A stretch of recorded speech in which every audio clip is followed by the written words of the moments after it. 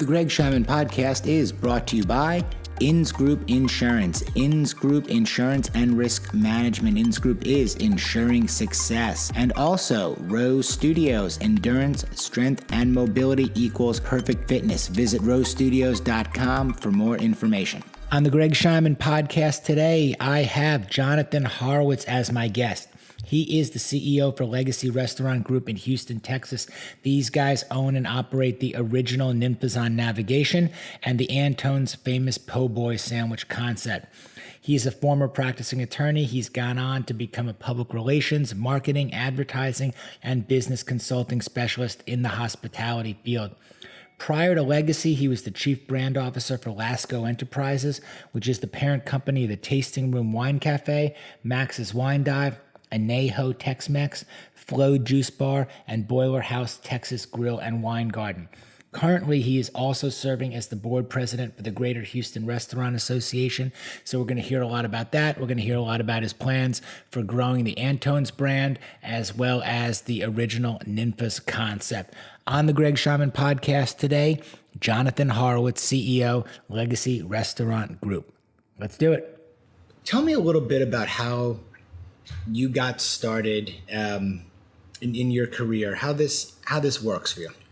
Sure, it's kind of a roundabout way. I grew up in New Hampshire and lived there until I was 18 and went off to college, and I ended up coming here to Houston to go to Rice. And I actually went to Rice on a golf scholarship and played golf at Rice. I was there for 5 years and loved it. Loved every minute that I was there. Had a blast.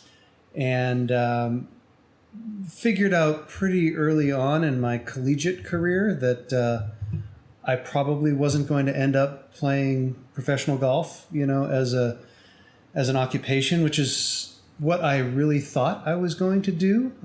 Since probably I was 10 or 11 years old, I had designs on playing golf as a career, and I did everything from that point forward through college or through the beginning of college to kind of headed down that path. Played nationally, got out there, dipped my toe in various things in the golf world, and got to college and realized that, I enjoyed doing other things. And I kind of looked around and saw where I was in terms of comparing myself to other players and things like that. And realized pretty early on that I was probably not going to make a career out of it. And so I went through my collegiate career and tried to figure out what I was going to do next. And I knew I wanted to stay in Houston. I love the city. And so I ended up going to law school, and I went to South Texas Law School downtown and spent 3 years there, clerked on a court of appeals, and then got a really nice job in a large law firm downtown Houston, which I did for about 5 years, and maybe 5 to 6 years. And again, at that point, I kind of looked around and sort of took stock of where I was and what the future sort of looked like if I had stayed in that path. And I pretty well figured out that I didn't want to be an attorney forever, for the rest of my life. And part of that was the kind of work I was doing. Part of it was sort of looking at older partners in the firm where I was and kind of taking stock and saying, is that what I want to be? Is that going to be my life? Do I want to be that guy in 20 years? And I was coming up on 30-ish in terms of age, and I determined around that time that I wanted to try to find something else to do. And it was one of those moments or times where you kind of look around and say, okay, well, what do I like? And you read the books and you talk to people and say, okay, well, is there anything out there that you really like? What do you like? And at that point, I was doing a lot of wine collecting. I grew up in a family that really appreciated food and wine, although nobody in my family had ever really been in the restaurant business or the wine business. But my dad was a wine collector, and after I got out of college, I started collecting wine, and I traveled to the wine country and did things like that. So I kind of said, is there something I can do in that world, in the food and beverage world that, might be good for business and that something I could pursue. And so fortuitously and coincidentally, right around that time, my later business partners, Jerry and Laura, had just opened the original tasting room in Uptown Park in Houston. And I had gone in once as a customer to check it out and see what it was like. And I thought it was really cool and it was interesting and it was new and it was small. And I got to thinking, I said, well, maybe that's something that I could kind of look at and see if I could somehow be involved in that business. And that was opened in September of 2003. Mm-hmm. And about a year later is when I met Jerry for the first time. So it was the fall of 2004. And I literally, after I'd gone in as a customer, I literally got his business card and sent him a cold call email and said, hey, I was in your place the other night. I thought it was pretty cool. This is who I am. This is what I'm doing. Mm-hmm. I'm currently working in this law firm, but I'm looking at trying to make a change, and I've always been interested in food and wine. Maybe we can get together and talk, and maybe there's something I could do, to get involved in this business. And I recall actually saying maybe I could come and shadow, for some shifts and just kind of see how it works and get an idea of what's going on and how you do things. And he responded and said, yeah, let's, have a glass of wine. We'll talk. And that first meeting we got together and we spent 2.5 hours, we really hit it off. And, at that point, what I didn't realize, but at that point, Jerry and Laura were looking at a second location. They were talking about franchising. And Laura was not at that point involved in the business. So it was kind of Jerry on his own, and they were looking for somebody else to come in and potentially help them grow and look at franchising and opening more locations and things like that. So, I said, that's interesting. And I went back and we went back and forth for a good 6 months, figuring out how we could work together and what that would look like. And I was married to my first wife at the time, and she had a good job. She's also an attorney, ironically, and we talked it over for many months and came to the conclusion that I was going to kind of take this leap of faith to some extent, and kind of jump off the cliff. And in June of 2005, I left the firm, where I was working. And the next day I was in a deal and basically a bar owner at that point. And we hashed out a deal and I bought part of the company. Obviously it was very, very small at that point. And it was kind of the ground floor. And we started in the summer of 2005. We just opened the second location in Midtown. And we started on the path of growing the business and working on the business. And, obviously, as very small business, just kind of starting out, everybody does everything. Mm-hmm. And we did everything from the operational side of things and marketing and PR and HR and insurance and everything. We all kind of did everything, whatever needed to be done at that time to kind of keep things going and make the business grow. And that's what we did. And we did that. I ended up doing that for 10 years with Jerry and Laura. And during that time, we branched out, opened more locations, opened different concepts, including the Max's Wine Dive concept, which is still going strong. Yeah. Different restaurant concepts and things like that. And I kind of changed, I guess, with the times. And for a long time, I really focused heavily on the PR, the marketing, the media relations, and really kind of in that genre of making the business go, where Jerry ended up focusing a lot more on the operational side of things. That's interesting, though, because you were the lawyer. You were more the corporate guy coming in. It's true. Although I have always found my own personality and just kind of my lifestyle and personality really lent itself to the relationship side of things, Jerry and I were very different in that regard. We were personality-wise, we're very much on two ends of the spectrum. He's a military guy, very, headstrong, kind of charging ahead, just, bust the doors down. We're going nuts, right? And I was always kind of more the relationship, let's work this out kind of guy, more the touchy-feely and the softer side of things. And so we complemented ourselves, each other quite nicely in that regard. And so I gravitated more towards what I called relationship marketing, partnership building, all of those things. And that actually worked really well for us for many years. And we needed that as we were growing and getting much larger. Towards the end, I guess in years 7, 8, and 9 or so, I moved more into development, operational type things, and also, kind of construction oversight. We were building lots of new locations. We were traveling around, doing them in different cities, different states. And after a while, I kind of gravitated more towards that development side of things as we had backfilled with other people in the office as our corporate office got larger, and they were handling the marketing, the PR, and all that, which allowed me to kind of go and do the development stuff, which was very interesting. And ironically, those experiences really turned out to be invaluable as I got to my current position with Legacy Restaurants, where we're doing all kinds of construction and renovations and building and looking at expansion. And, at this point, which is really nice, I've kind of been there and done that, and kind of know what it takes to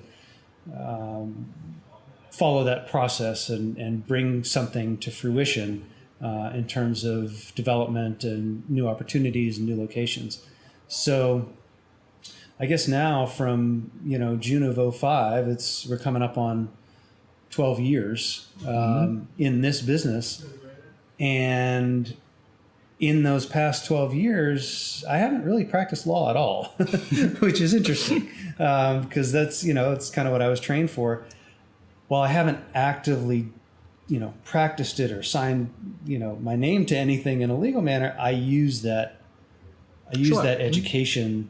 I use that background and that way of thinking pretty much every day. I mean, it's unavoidable. And I think a lot of that thought process and methodology really has been extremely beneficial just on a day-to-day basis in terms of dealing with business, running a company, dealing with people, managing, negotiations and deals, and because we're looking all the time at leases and contracts and things like that. So it definitely comes in handy. But Well, let me take you back a little bit to that initial decision that you made to leave the law firm and then take that leap of faith. So you had the conversation at home. Yeah. You kind of worked it out on the home front. Okay, we can afford this, or here's how much time, or this. Yeah, didn't have kids at the time, so that was a factor as well. Always helpful. Yep. In the decision-making process, as now we're okay. For sure. We got mouths to feed and other things to consider. But you get up in the morning, you made the decision at home, you got to go put the suit and tie on, go to the law firm, and you got to go tell these guys, I'm done. Right.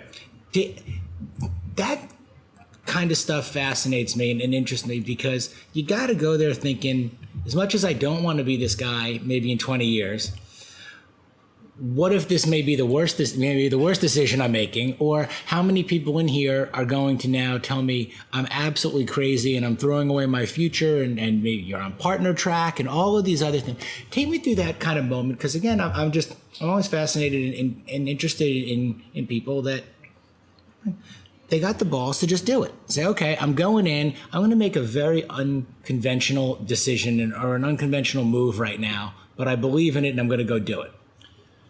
Well, I actually remember going into the managing partner's office to have that conversation. It's a very uncomfortable conversation because I had actually changed law firms. I had gone from the big firm where I had started. I'd been there 5+ years. And again, kind of around that time, kind of trying to figure out what I wanted and wasn't sure of things, I thought to myself, well, maybe if I go to a smaller law firm, I'd be happier, right? You're trying to like it. Yeah, I'm trying to like it. Maybe if I change the environment, change the people, the expectations, or whatever it is, maybe I'll be happier. And I had only spent probably about 6 or 7 months at this smaller law firm, and they had kind of taken a leap. They had put some faith and stock in me and brought me on, and of course they had expectations of me doing good things and being there for a long time and all that. So I walk into the office, 6-7 months later and say, oh, by the way, I've had this change of heart and I'm making a career changing decision. I'm leaving to go be in the bar business. Yeah. And I definitely got some reaction of, do you have any idea what you're doing? Why, is this stable? It's kind of a startup, and it's in a very difficult and volatile industry with a high failure rate, et cetera, et cetera. And so, you certainly have that feeling after the initial kind of shock wears off, and you're like, okay, well, here we are. So what do we do now, right? Let's hope this works. It's one of those where you kind of get to the point where failure is not an option. So you say, okay. And, we were 3 people, basically a husband and wife couple and me, and pretty much sinking everything into the process. So you really don't have the option to fail. You've got to figure out how to make it work. And we absolutely, went through very lean times where things were up and down. I mean, for the first 2 years that we were doing it, Jerry and I paid ourselves $24,000 each. I mean, that was it for 2 years until we could, get to a point where we could afford to pay ourselves a market type salary. So it's stressful. It's definitely stressful. And, on the flip side, you're theoretically doing something that you really enjoy. It's a different lifestyle. So there are trade-offs. I joke with people all the time. They say, "Why? What made you decide to do that?" And I always joke. I said, "Well, I wanted to work harder and make less money." So there you go. I'm working harder and making less money. But it's a trade-off. It was a lifestyle trade-off, and we were very fortunate in many ways that the concepts were good ones. They caught on. Got to be popular, allowed us to expand, and kind of took advantage of being the right place at the right time to some extent. And it's still going.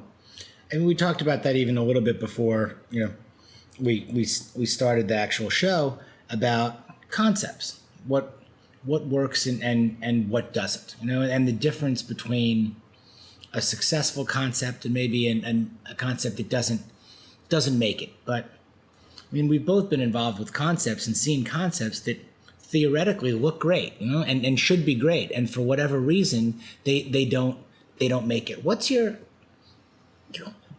take on I guess on those factors? I mean, your involvement with some that may have hit and others that may have missed, and what you see and a little bit of the why, if there is a way to pinpoint it. I mean, probably not, because if you could pinpoint it, nobody would ever, sure, not succeed. Well, it's like playing the market, right? I mean, everybody wants to buy at the bottom and sell at the top, but nobody knows where the hell those 2 points are. And you don't know. So, there are very successful concepts that were on the cutting edge of a trend that they may not have even known that it was going to be a trend, but it just happened. And, that's fantastic. It's a little bit of good luck. It's good planning. It's good research, whatever it is. If you kind of get right at the tip of that spear, you're going to do really, really well. There are other concepts that kind of remake something that's tried and true. And in that regard, for those types of places, if you have really good management, if you have a great location, if you're a really good operator, if you've got enough money behind you to capitalize the thing so you can, deal with any challenging times, things like that, you're going to be good because you know that the concept itself is tried and true and it's worked before. Can you build a better mousetrap? That's great. We're seeing it now we were talking about burgers. I mean, there's another craft burger place every day that's opening somewhere. Yep. It's not like the hamburger is any different. It's just the environment in which you're getting one. I mean, it's really that simple. Nobody's created a different the way they line burger. you up, the way they sit you down, Yeah. the way they do it, conceptualize it, marketing, PR, social, and so many factors now that didn't And that's even exist huge before. because they're creating these cult followings. You look at Shake Shack, you look at In-N-Out, you look at Hopdoddy, you know, all of those types of places. They are creating fans, not necessarily because they have done something new with the hamburger. There's only so much you can do with a hamburger, but they're creating an environment that people want to be a part of, and a lifestyle, and kind of that cult-like following, and it works. This industry in particular, as everybody knows how challenging it is. A lot of people don't know everything that goes on behind the scenes. And it's always a surprise to people when someplace that looks like it's great and it's always busy and all of a sudden it closes. Mm-hmm. They're like, what happened? Where, I hear it often. They say, how can that place close? It was busy all the time. Well, it's kind of the tip of the iceberg. You don't see what's going on underneath the water. And the lease was bad. The operations were bad. The costs were, people are stealing. You have bad operators. You've got your scheduling's bad. Your costs are horrible. All of these other factors that go into it, and eventually, if you're not running it properly on the back end, you're just going to run out of money. It doesn't matter how busy it is. You talked about brands that are successful and they're building these followings, and they have built these followings.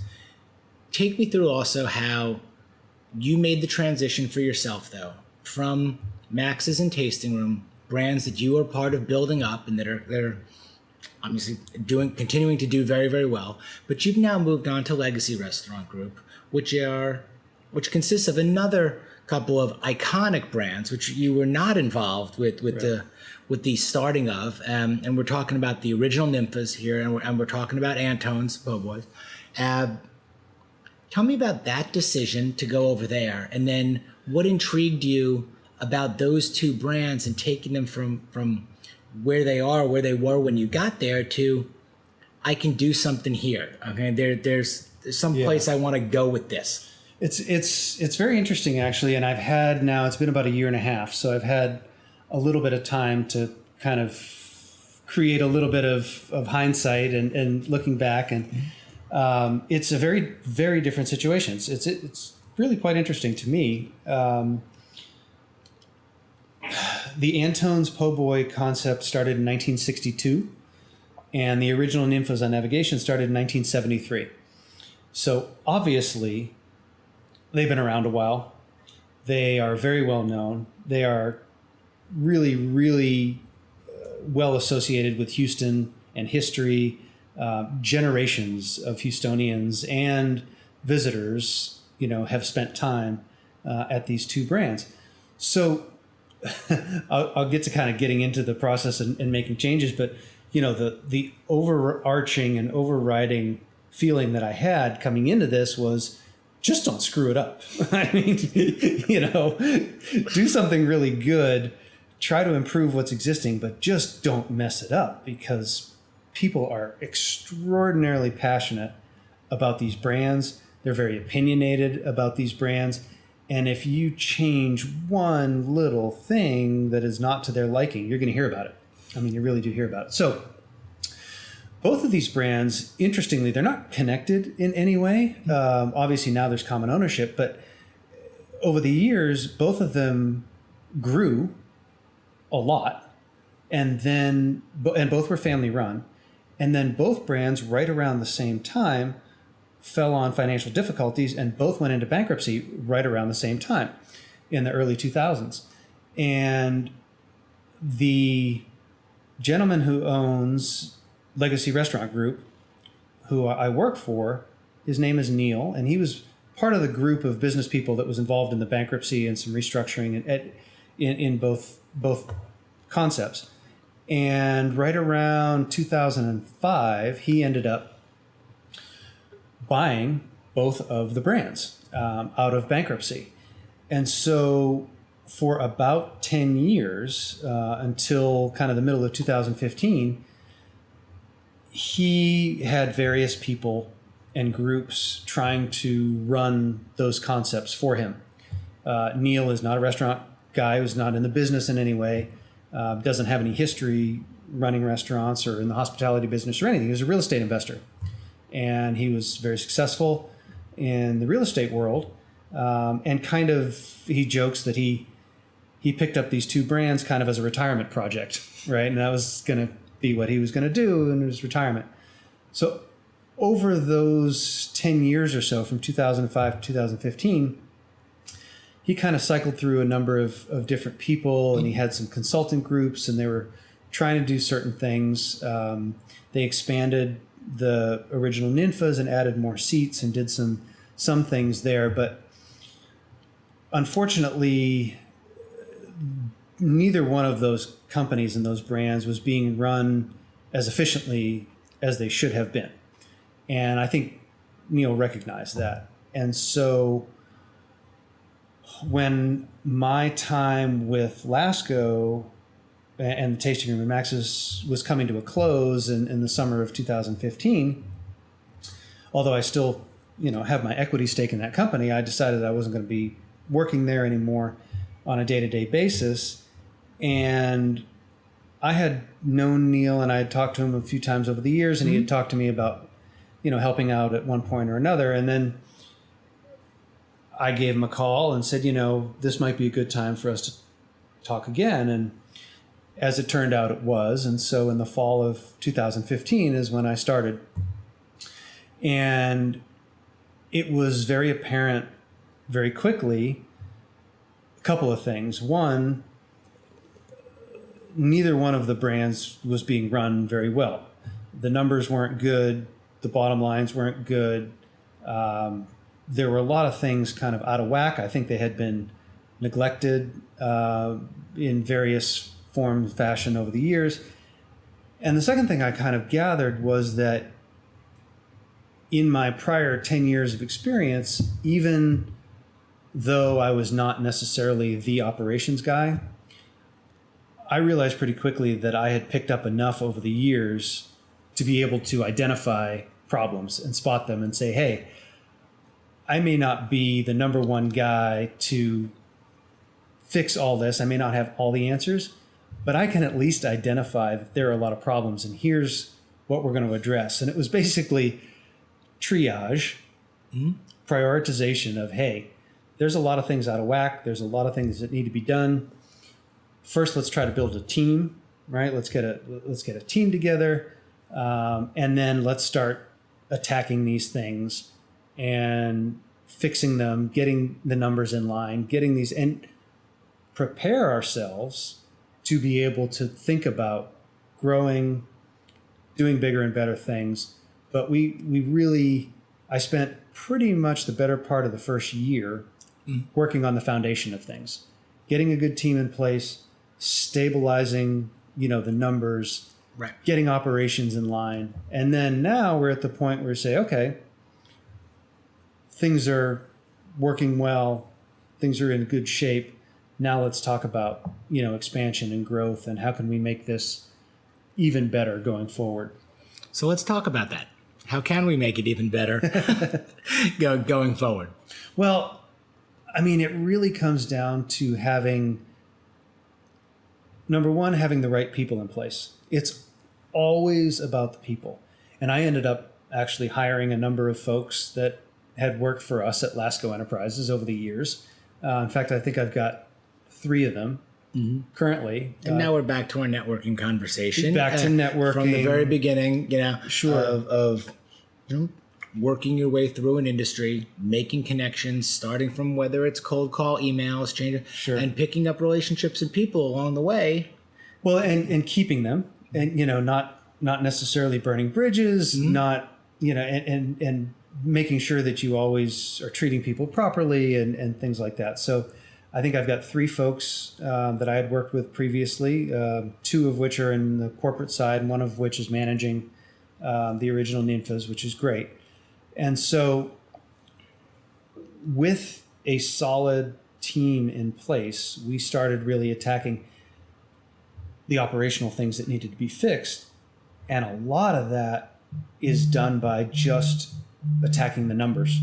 It's a numbers game.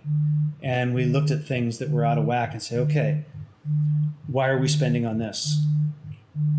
Why are our costs like this?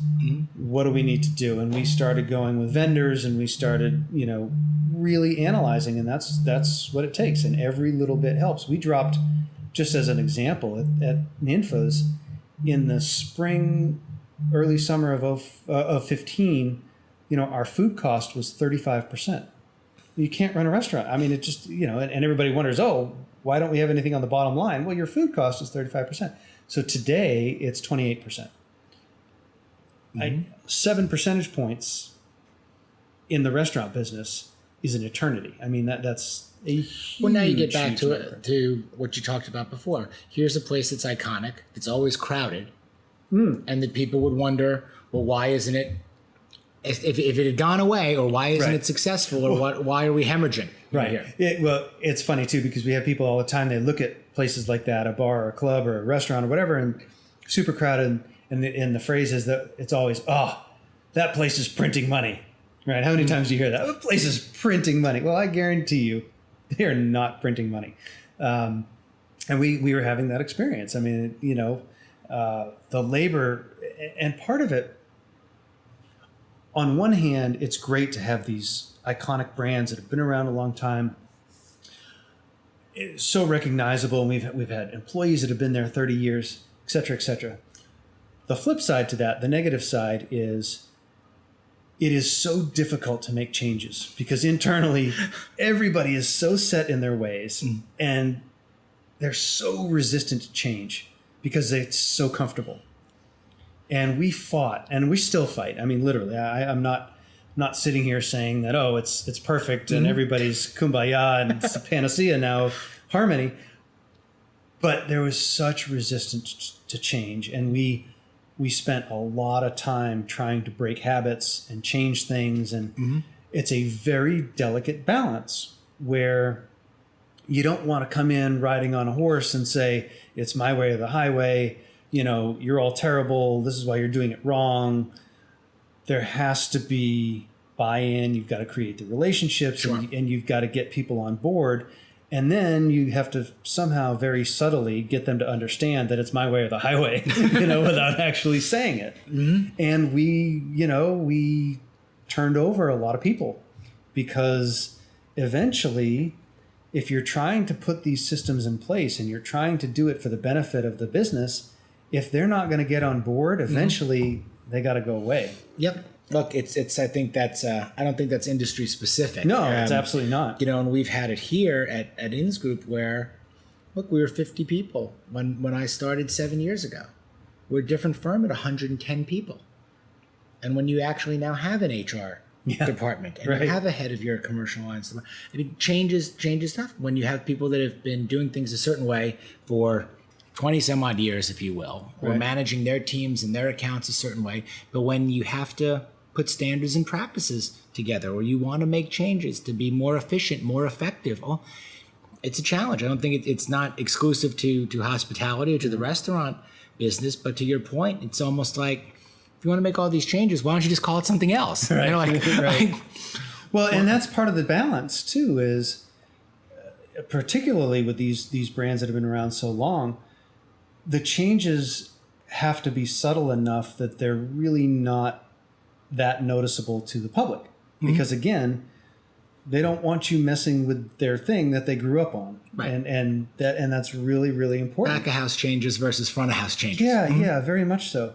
And it's funny, you have a bit of a dichotomy, and there's some tension between me saying to you, the customer, I know what's best for you. I know what you should want. And the marketplace pretty quickly tells you whether you're right or not. it's tough. I mean, it can be tough. You can say, we're changing this because it's going to make it so much better. And everybody hates it. And the marketplace says, you know what? We liked it the old way. And sometimes you have to go back. Well, we've seen a lot of talented people that are no longer able to perform for a large audience, if you will, because they took that stance. Yeah. The customer does tell you what they want to eat, how they want to eat it, when they want to eat it, and they do answer. They answer with their wallet. Well, the marketplace is a very powerful thing in that regard. I mean, you may feel like you've got all the answers and you know what's going to happen. I'll give you a very simple example. We, in our Antone's po' boy locations, we had fountain drinks, our sodas. It was always Coca-Cola and 6 or 7, whatever it is, 5 or 6 different options, Coke, Diet Coke and stuff. And last year we decided to we were going to take away the Coke. We were going to put in a high-end kind of craft soda, real cane sugar. I mean, technically a much better product, right? It's good. And it was actually more expensive than the Coke. It wasn't a cost-cutting measure. We wanted to make it a better experience. We're going to put in a better product. Well, people were not pleased that their only option was then some fancy dancy soda. And so we ended up putting back in Coca-Cola product alongside the new fancy sodas. But I mean, the reaction was swift and negative. Well, look, options versus dictating are yes. It's all in the perception also, and how you present that, and the communication of that. Sure. And we're chuckling because we've also all been around places and that they're getting accolades, all kinds of accolades, all kinds of awards, all kinds of fantastic PR, if you will, but the masses or the numbers are not there to support it. So are you telling me that this is the greatest dish of all time and the critics love it and I love cooking it and you should enjoy eating it? Right. But unless enough people really enjoy eating it, it's a challenge. Doesn't matter. It doesn't matter. Yeah. We're seeing guys that have they've backed some pretty talented artists, but if they can't grow or pivot or figure out a mix between what they want to do artistically and what works for the widest base of customers out there, it's tough to make it work. Yeah. And people, particularly in this industry, the hospitality, people are very fickle. I've found, and it seems like as I think about it more, and having been involved in these 2 longstanding brands, you've got a section of the populace and of the marketplace that will chase the new hottest thing, right? And so it's that fickle crowd that goes around and they're only interested in what's new, what's hot, what's interesting, and they go to one place for a while and then they pop to the next one, next one.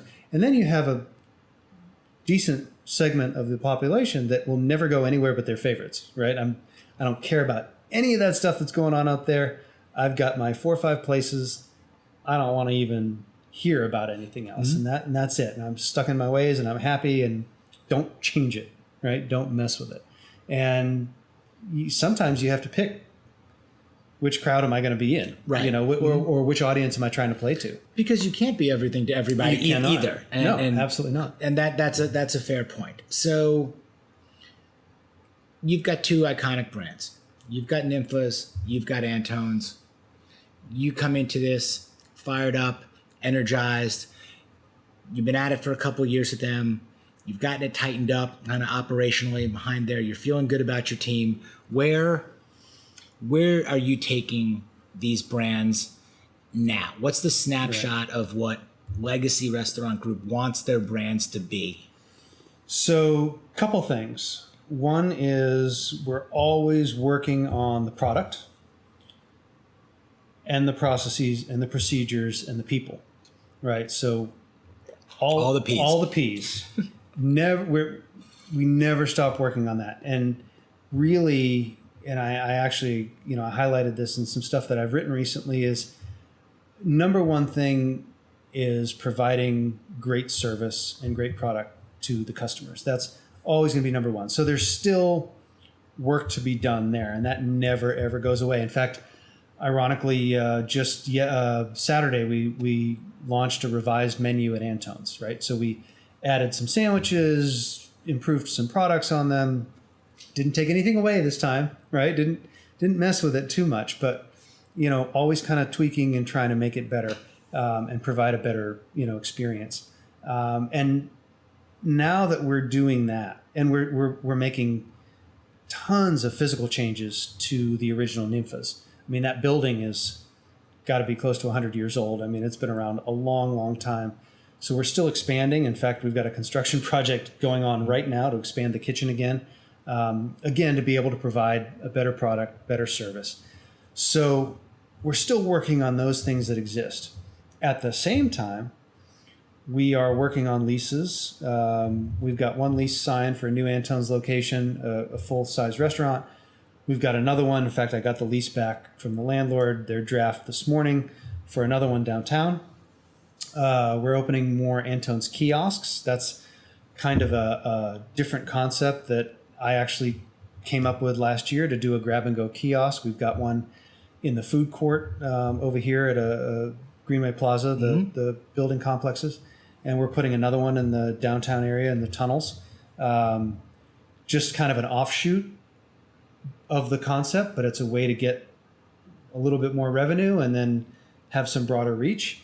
So we are really looking to expand in a thoughtful and organic way to broaden the reach of the Antone's brand, which means we'll have to increase headcount, do a good job with training and hiring, etc.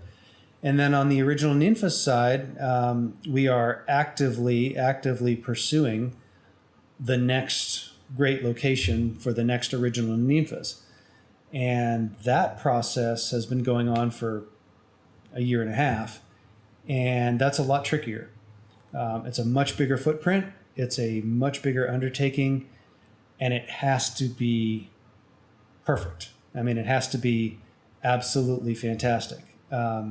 Because we're not going to do many of those. Mm-hmm. The Antone's brand is more built for larger growth. It's built for speed. Units. You can scale that, and you can. Right. Mm-hmm. It's in the fast casual, world, and less, money that it takes to open each one. The next original Ninfas could be the last original Ninfas. I'm not sure, but we want to find a really, really excellent spot for that and do a really, really cool next incarnation of the original Ninfas. We've kicked around ideas of doing, a different sort of sister concept to Ninfas. But I just don't want to get too distracted with other stuff right now. I think that kind of organic, well-planned growth is the way to go right now. And we'll see what happens. I mean, Neil's 75 years old, so I don't know exactly what, his plans are for the future. But at this moment in time, the idea is making everything that we have currently better and taking that and putting it into a measured growth plan for the two brands without messing them up.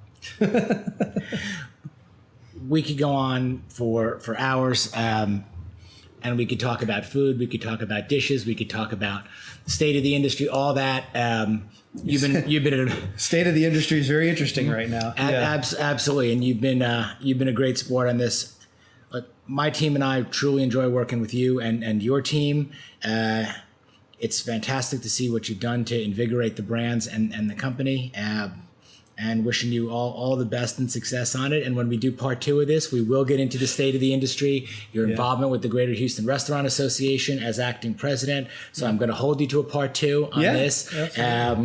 But you've been great, and we're going to keep it to what we said we were going to keep it to right now. And awesome. Jonathan Horowitz, Legacy Restaurant Group, thank you so much for being part of the Greg Scheinman podcast. I appreciate your time.